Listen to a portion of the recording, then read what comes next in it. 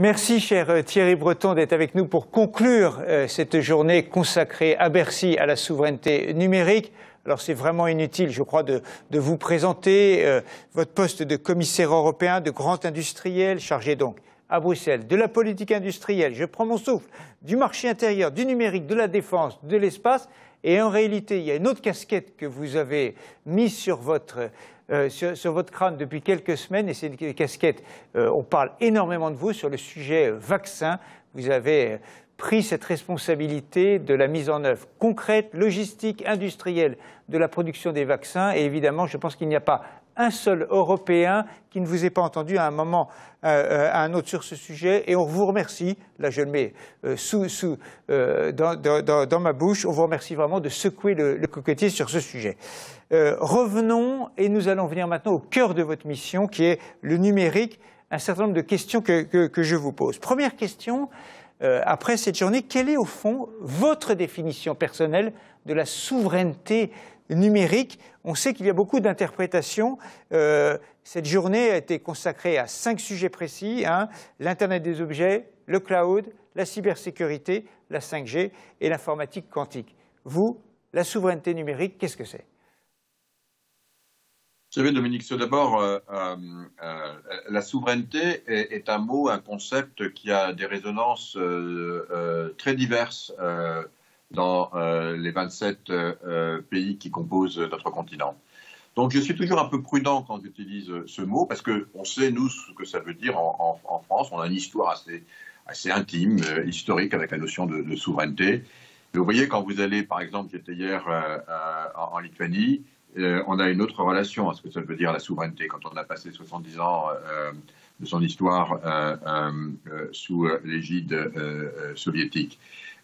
Donc chacun a en fait un regard un peu différent avec la souveraineté.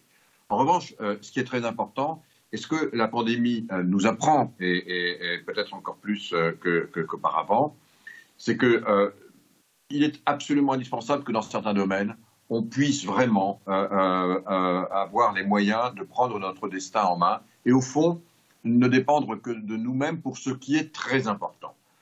J'ai rappelé tout à l'heure la politique vaccinale, je rappelle qu'on m'en a confié la charge, c'est pas moi qui suis allé la chercher, Dominique. Mais on a bien pris conscience à cette occasion qu'il fallait qu'on ait sur les chaînes de valeur, les supply chains comme on dit, qu'on maîtrise tout de bout en bout, parce que nos alliés d'aujourd'hui ou d'hier pouvaient du jour au lendemain décider avec un executive order d'arrêter, de couper les supply chains tant qu'eux n'avaient pas atteint l'immunité collective. Et nous, on était tout seuls et on a dû bâtir tout seul, en un an, les éléments précisément de notre souveraineté, donc de notre autonomie. Et donc, pour revenir à votre question, dans l'espace numérique, encore la pandémie, on le savait évidemment tous, et c'était l'objet de vos discussions aujourd'hui. Dans l'espace numérique qui est tellement important pour nous, pour nos vies, pour nos entreprises, pour notre activité, pour notre démocratie, pour notre économie au sens large, eh bien, il y a des éléments qui sont plus importants que d'autres, et notamment en ce qui concerne les infrastructures, et notamment en ce qui concerne les composants, et notamment en ce qui concerne la maîtrise de ce qui fonde précisément dans cet espace notre vivre ensemble. Bon, là, on a essayé d'identifier de façon assez précise quels étaient ces éléments, et on a décidé de se donner les moyens pour être, disons, autonome. Ça ne veut pas dire, pour autant, de ne pas faire des partenariats. Ces partenariats, bien entendu, dans le monde de la technologie, ils structurent la vie de la technologie, mais ça veut dire que dans certains cas, par exemple, si jamais on décidait, comme ça a été le cas, de ralentir ou de freiner ou d'interdire, par exemple, l'export de semi-conducteurs en Chine et qu'en répercussion, ça nous limite nos chaînes de valeur en Europe. Bon, voilà, on a des exemples ici où il faut qu'on soit plus autonome. Donc pour moi, la souveraineté, c'est vraiment une autonomie stratégique. Et justement, sur les risques majeurs encourus par l'Europe, vous avez annoncé il y a quelques semaines, dans les colonnes des Échos, un grand plan sur les semi-conducteurs. Est-ce qu'il y a d'autres sujets qui vous semblent spécifiques à l'Europe, où vraiment nous sommes menacés dans notre souveraineté? D'abord, je ne dirais pas menacé, parce qu'on a la chance d'abord d'être un très grand continent. Je crois vraiment qu'il faut qu'on en soit conscient. On a la chance d'avoir de très grandes entreprises. Vous faisiez référence aux Échos, et je crois que J'ai lu il n'y a pas plus tard que 2 jours, je crois, un excellent article sur une société hollandaise qui est leader mondial dans la fabrication de ce qui est nécessaire pour faire ces semi-conducteurs, SML, leader mondial de très loin, 98%, 95 ou 98% de part de marché. Et injustement méconnu. Injustement méconnu, mais pas notamment des boursiers, parce que c'est quand même presque 1,5 fois la capitalisation d'Intel, beaucoup plus que Qualcomm. Ça tangente maintenant celle de LVMH, et ça va devenir, à mon avis, c'est pas impossible, bientôt la première capitalisation européenne. Donc voilà, donc on a évidemment un nombre très important d'entreprises très stratégiques qui nous permettent aussi de réaliser, vous savez, les rapports de force aussi, on va dire, hein, ou d'être plus équilibrés dans les relations qu'on peut avoir. Donc ce que je veux dire, c'est qu'évidemment, il est absolument indispensable que nous ayons, si on parle des semi-conducteurs, qu'on ait d'abord une capacité à en produire davantage. On a décidé de doubler notre capacité de production. On est aujourd'hui à peu près à 10% de production de ce qu'on produit dans le monde. On veut monter à 20% à l'horizon 2030. Et puis, évidemment, commencer à avoir une capacité de production aussi, d'accroître notre capacité de production en Europe. On est très, très bon, encore une fois, sur le design. On est très bon, on vient de le dire, sur la fabrication. Mais il faut aussi fabriquer, parce qu'on l'a vu, on ne peut pas être trop dépendant de 1 ou 2 pays, 1 ou 2 entreprises. Et donc, il faut avoir aussi ces capacités de fabrication. On sait que faire une usine de semi-conducteurs, c'est des montants très considérables. Il faut évidemment anticiper, préparer l'avenir, entre 20 et 10 nanomètres, bien sûr, pour pouvoir fabriquer des processeurs qui vont être de plus en plus utilisés partout avec le déploiement de la 5G. Et puis commencer aussi à se préparer en dessous 10 nanomètres, 5 nanomètres et puis 2 nanomètres, voire maintenant, et ASML travaille aujourd'hui à fabriquer des machines qui vont graver sous le nanomètre. Donc il faut aussi que là, on s'y prépare. Je donne cet exemple parce qu'il est très, très, très significatif de ce que l'on va faire pour précisément nous donner un peu plus, là encore une fois, d'autonomie, quelles que soient les évolutions du monde. Et on sait en particulier qu'elles vont être marquées par une relation de plus en plus tendue et qui sera malheureusement, je pense, durable entre les États-Unis, évidemment, et la Chine. Et nous, là-dedans, il faut qu'on soit plus autonome. Le plan de relance qui a été présenté, le fameux plan de relance de 750 milliards, il y a une partie importante qui est consacrée au numérique, 150 milliards d'euros. Quelles sont les grandes enveloppes? En fait, là, ça concerne de très très près tous ceux qui vous regardent en ce moment. Quelles sont les grandes enveloppes, voilà, affectées? Alors, on les a. D'abord, on a donné donc cette ambition, donc on appelait ça la décennie numérique, Digital Decade en anglais. Donc, on a donné nos objectifs. Notamment en ce qui concerne la formation, notamment en ce qui concerne la formation évidemment de tous nos concitoyens européens, 80% d'entre eux qui doivent être à l'horizon de 10 ans totalement éduqués, je dirais, et comprendre parfaitement, je dirais, être à l'aise dans ce monde numérique. Ça veut dire effectivement des investissements importants, très importants en matière de formation et de soutien. La formation peut-être encore plus approfondie de spécialistes, on en veut au moins 20 millions. Mais on a aussi beaucoup de choses en ce qui concerne tout ce qui concerne la modernisation évidemment de nos administrations, le fait que toutes les PME doivent pouvoir ensuite là aussi avoir les soutiens logistiques, techniques mais aussi financiers pour pouvoir effectuer cette transition. Et puis derrière, il y a les infrastructures, et j'en reviens toujours à ça. Et les infrastructures sont des projets qui sont des projets évidemment transverses, des projets qui sont multi-pays, ce qui est très important, et moi je pousse beaucoup à ça. La cohésion européenne se fera de plus en plus à travers des projets transverses. On l'a vu dans la politique vaccinale, on le voit dans la politique spatiale, on le voit dans la politique des semi-conducteurs et les projets européens d'intérêt commun que nous allons mettre en place pour supporter précisément ces grandes infrastructures. On le voit dans le déploiement effectivement d'une constellation satellitaire qui va nous permettre d'avoir de la connectivité partout en Europe, mais aussi de façon beaucoup plus sécurisée en utilisant des technologies quantiques et puis aussi de nous permettre une redondance très importante par rapport aux infrastructures terrestres. Donc on a des grands projets, y compris en matière de cybersécurité. On a un grand projet transverse, ce qu'on appelle un European Cyber Shield, c'est-à-dire un bouclier cyber européen constitué de SOC, c'est-à-dire de Security Operational Center, c'est-à-dire des centres Il en faut 7-8 pour protéger l'ensemble du continent européen contre des intrusions de l'espace informationnel, en tout cas pouvoir les détecter de façon précoce. Donc on a des grands projets de cette nature qui sont autant d'éléments qui nous permettent de bâtir l'architecture, qui est une architecture partagée par définition, pour permettre précisément à notre espace informationnel eh bien, d'être ce qu'il est. Voilà. Très concrètement, vous avez le déploiement des infrastructures numériques. Il y a l'idée de doter chaque Européen d'une connexion à 1 gigabit par seconde en 2030. Comment est-ce que vous arrivez à ce genre de choses? Sachant qu'évidemment, l'état de développement de chaque pays européen est très différent et qu'on connaît bien toutes les questions territoriales, y compris dans les pays les plus développés de l'Union.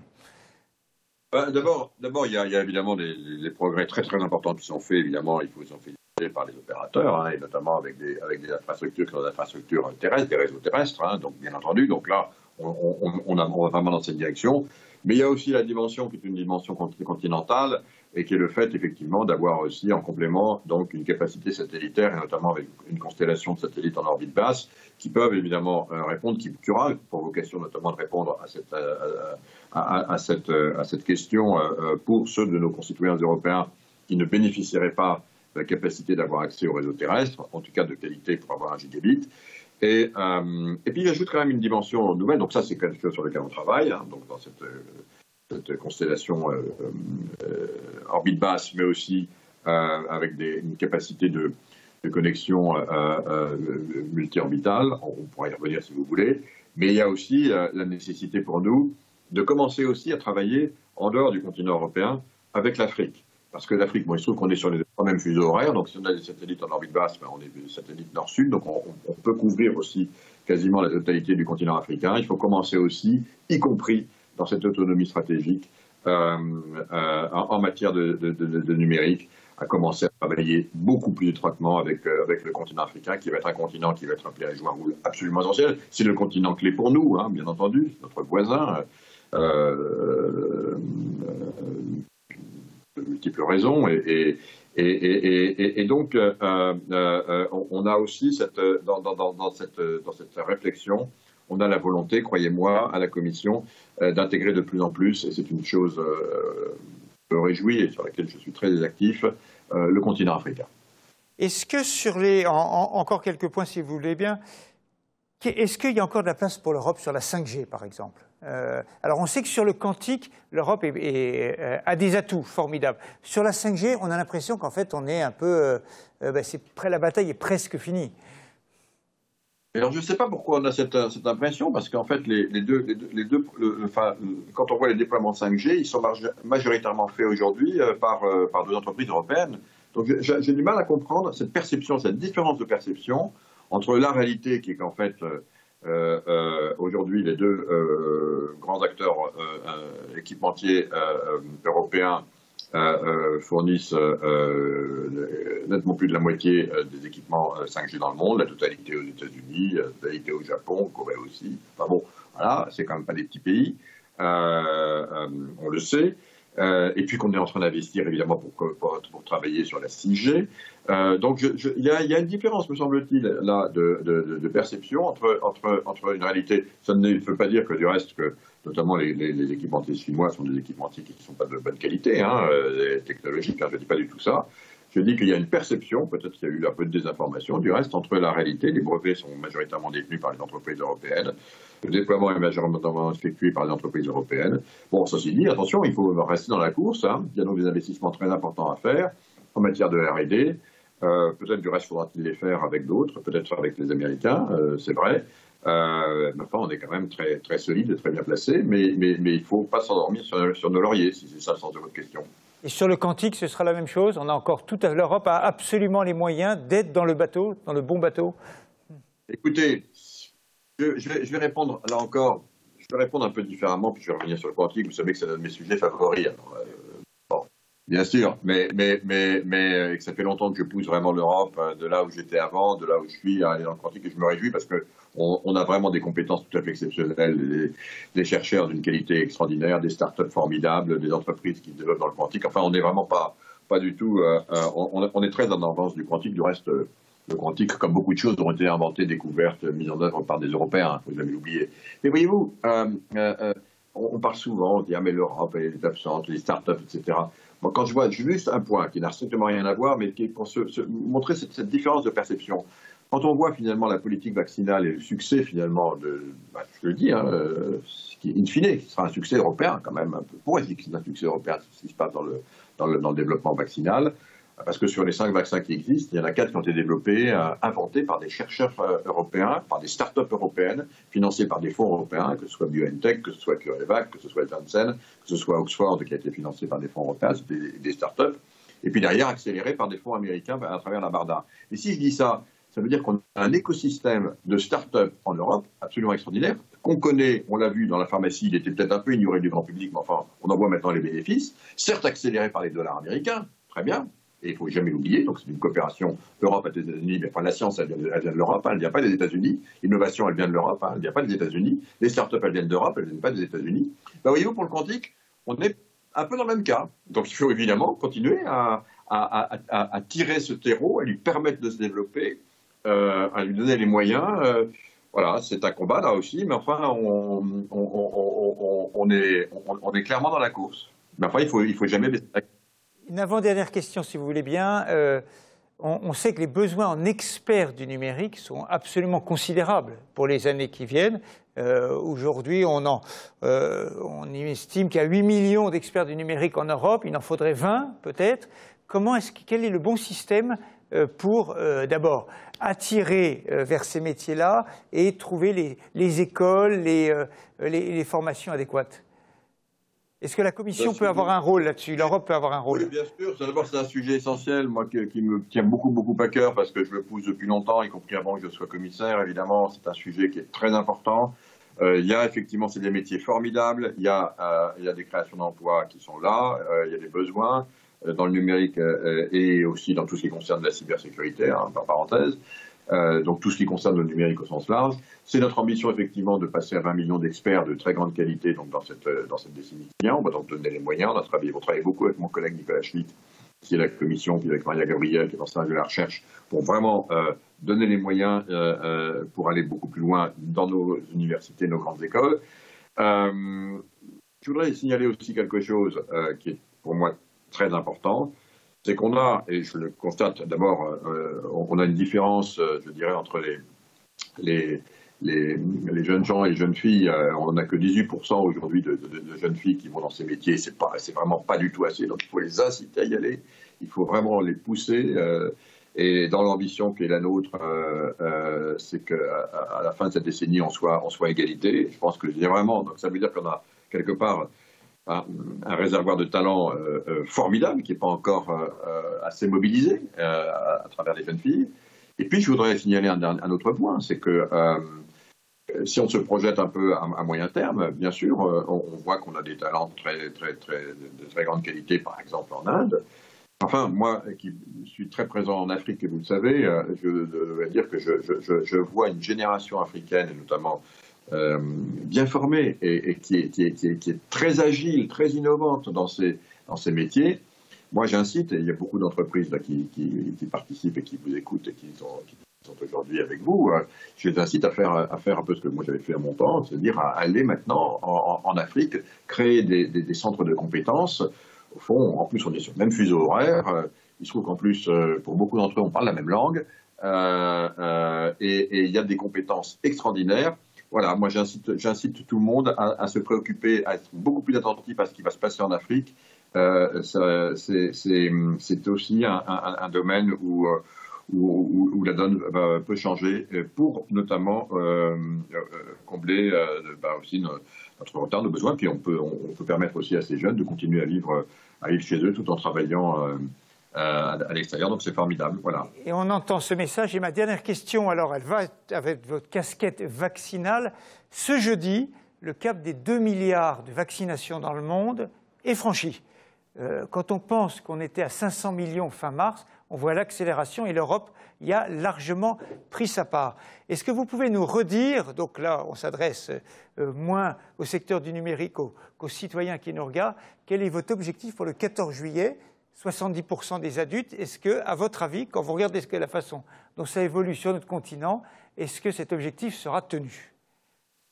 Écoutez, je n'ai pas varié. Hein. Je vois effectivement nos capacités de production continuer à augmenter de façon extraordinairement impressionnante. Sur les chiffres que vous indiquez, l'Europe ne va pas être loin d'avoir fourni la moitié. C'est incroyable. Donc, c'est tout à fait significatif, évidemment, parce que, évidemment, nous vaccinons nos concitoyens, mais nous réservons aussi la moitié de notre production pour les autres pays du monde, puisque, comme vous le savez, les États-Unis ont encore fermé leurs frontières et n'ont pas encore décidé d'ouvrir l'export de leurs vaccins au reste du monde. Donc, c'est nous qui vaccinons tous nos voisins, c'est nous qui vaccinons tous les pays de l'OTAN, c'est nous qui vaccinons l'intégralité d'Israël, du Japon, du Canada, etc.